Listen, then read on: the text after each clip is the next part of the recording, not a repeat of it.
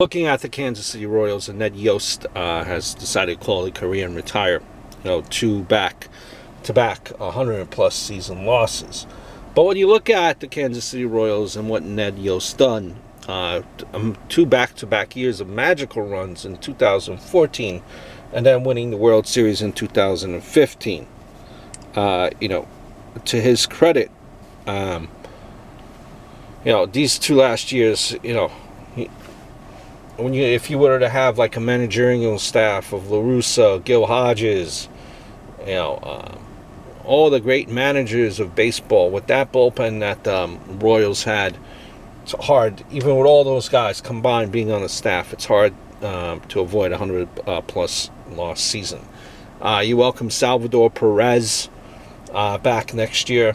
I mean, even though this had 100-plus loss seasons, you did have some individual highlights, which I'm sure you were able to hang your hat on. Soler winning AL home run, and Witt there as well. If you're a Royal fan, I'm sure you are optimistic of what is ahead with the new owner. I think if you're a Royal fan, this team needs to be blown up, kind of like Houston Astros style, and remade from the front office down to the announcers. It might need another a down year or two on the major league level, but you got to do what you got to do sometimes.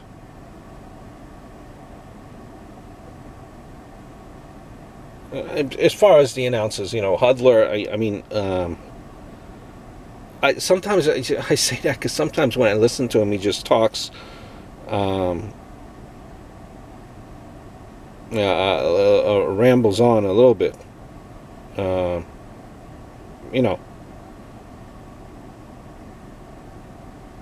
and now, are you going to completely blow up this thing?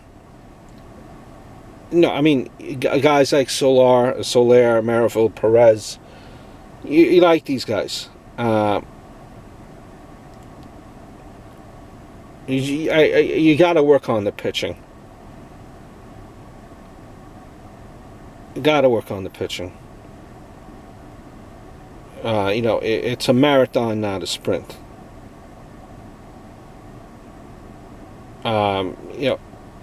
Listen, maybe you could probably get something for Witt and Salvi. On the other side of it, that's probably your two big pieces there. Thinking Soler will be full-time DH if Sherman spends money.